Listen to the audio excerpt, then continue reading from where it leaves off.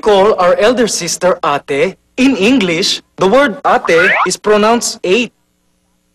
Ate, sorry, I ate all your chicharon ni Mang Juan. Sarap kasi. And packed with sarap ng Pinoy.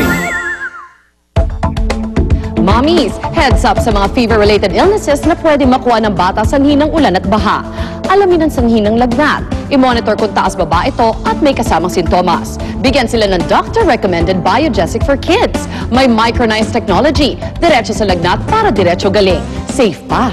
May Biogesic tablet din para sa ating mga mommies. Biogesic, the authority in headache and fever. At para sa nangunguna sa news and information sa umaga, nood lang ng unang hirit.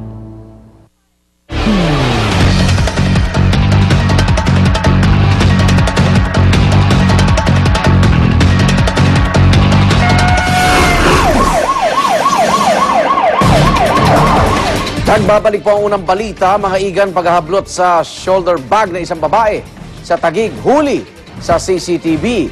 Pero agad ding arestado ang tatlong suspect matapos mawalan ng gasolina ang sinasakyan nilang motorsiklo.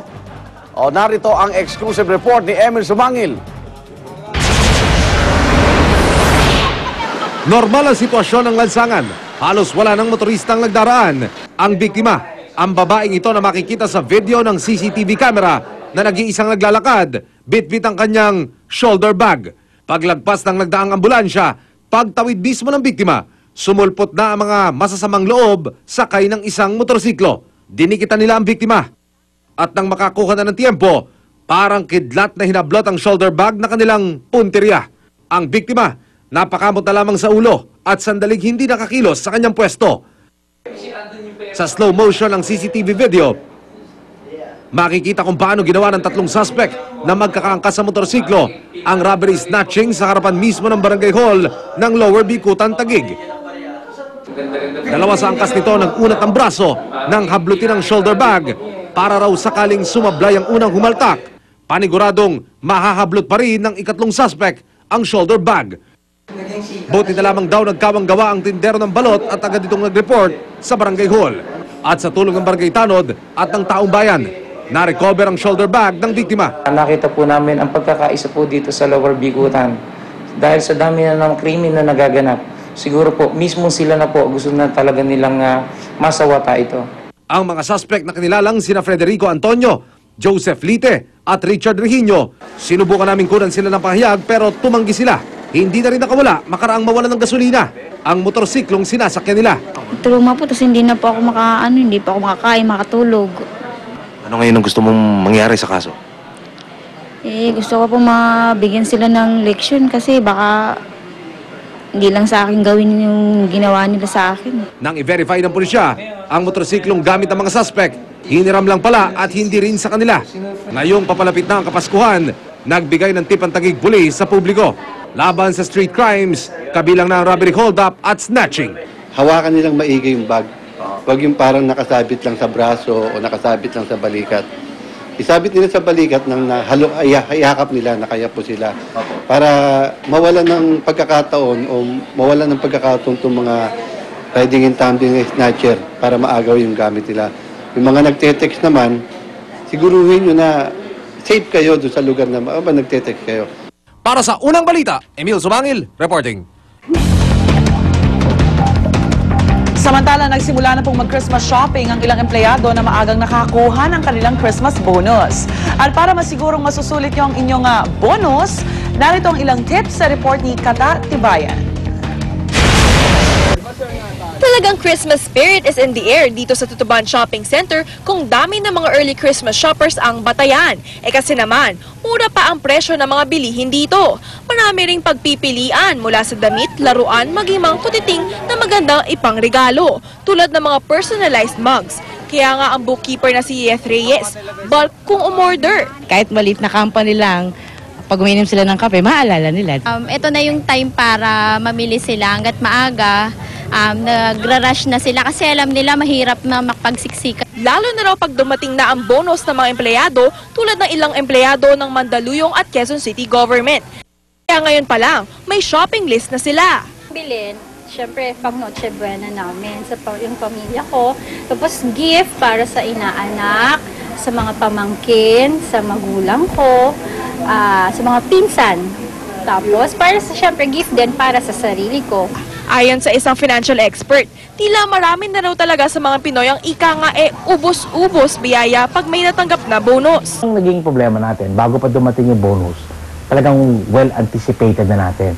Ang joke nga namin nung nagtatrabaho pa ako, ubos na bago pa dumating. Ano? Pero sa halip na maging magastos, dapat planuhin ng maayos ang pamimili para hindi sumobra sa budget. One planning, talagang ilista nyo. Maglista kayo talaga ng mga taong kailangan regaluhan. Allocate ka ng budget. Per tao, kunwari ito, sa kanya, sorry talagang 50 pesos lang kaya ko regalo And be creative.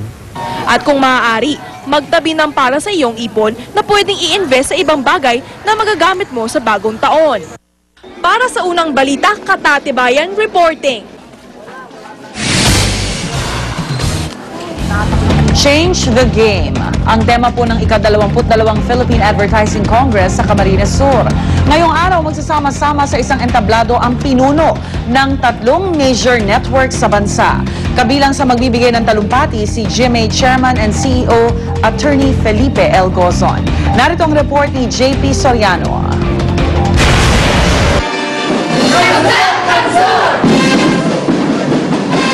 Malapiesta ang pagsulubong sa mga delegado ng AdCongress na narito ngayon sa Camp Sur. Sa unang pagkakataon, dito sa Camp Sur Water Sports Complex o CWC ang venue ng AdCongress.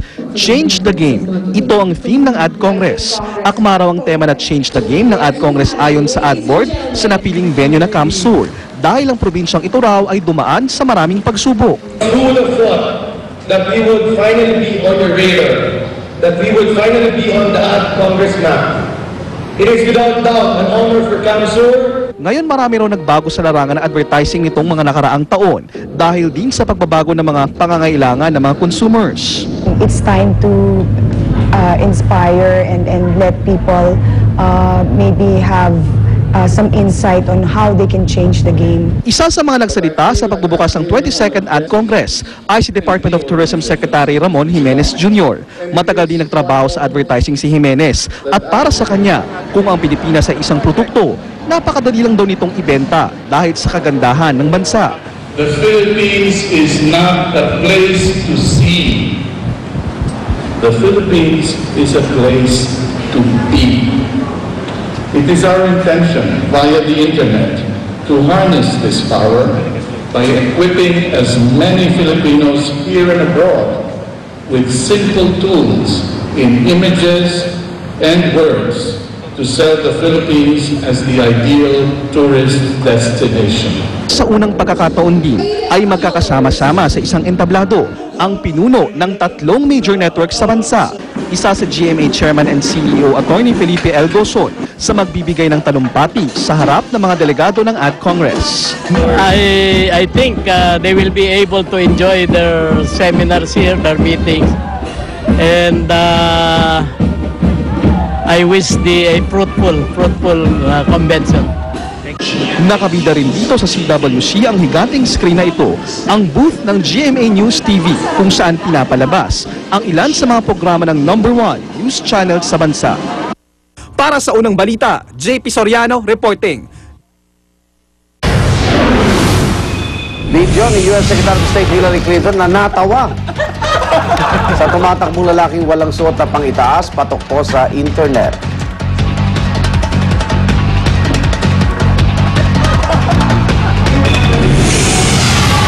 At paternity lawsuit laban kay Justin Bieber, iniurong na raw ng babaeng nagsasabing nabuntis umano ng teen pop singer. Huwag pahuli, tutok lang sa unang balita.